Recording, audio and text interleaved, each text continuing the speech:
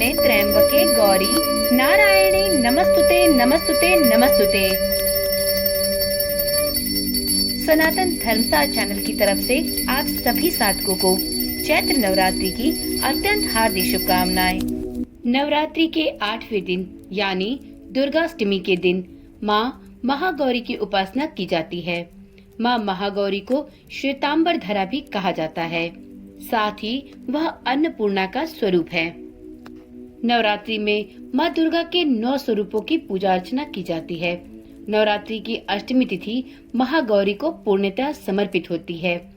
महागौरी भगवान शिव की अर्धांगिनी के रूप में भगवान शिव के साथ विराजमान रहती हैं।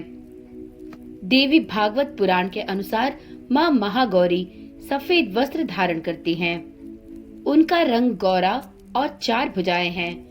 माँ महागौरी को श्वेतांबर धरा के नाम से भी जाना जाता है। ऐसा कहा जाता है कि माँ महागौरी अपने भक्तों के लिए अन्नपूर्णा का स्वरूप है। उनका स्वरूप उज्जवल और कोमल है। माता के एक हाथ में त्रिशूल, दूसरे में डमरू, तीसरे हाथ में अभय और चौथे हाथ में वर मुद्रा रहती है। माता महागौरी का बीज मंत्र है श्री क्लीम ह्रीम वरदाय नमः और माता महागौरी की स्तुति इस प्रकार है।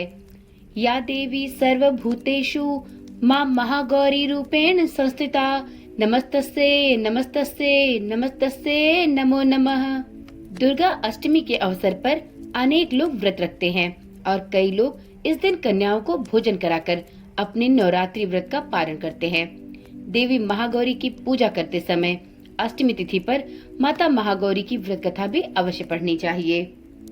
माता के नाम से ही स्पष्ट है कि इनका स्वरूप पूरी तरह से गौर है। इनकी तुलना शंख, चंद्रमा और कुंद के पुष्प से की गई है।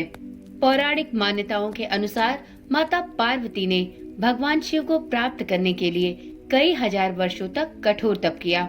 इस तप के दौरान उन्होंने जल और अन्न का सेवन त्याग दिया, जिसके कारण उनका शरीर काला हो गया। माँ पार्वती की तपस्या से प्रभावित होकर भगवान शिव ने उन्हें अपनी पत्नी के रूप में स्वीकार किया। महादेव ने तपस्या के समय उनके शरीर के काले पड़ने के कारण उन्हें गंगा जल से शुद्ध किया। गंगा जल के प्रभाव से उनका रंग पुनः गौर वर्ण का हो गया, जिससे उन्हें महागौरा के नाम से जाना जाने लगा। तो एक बार प्रेम से बोलिए, माता महागौरी की जय हो, माता नव दुर्गा की जय हो। आप जानते हैं माता की पूजा अष्टमी के दिन किस प्रकार से करनी चाहिए? तो देखिए, सबसे पहले आप अष्टमी के दिन सुबह जल्दी उठकर स्नान आदि के बाद साफ और स्वच्छ वस्त्र धारण करें।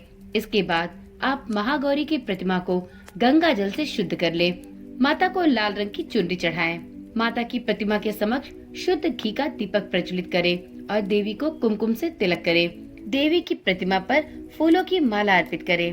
इसके पश्चात माता को अबीर, गुलाल, हल्दी, मेहंदी और अक्षत आदि सामग्री अर्पित करें।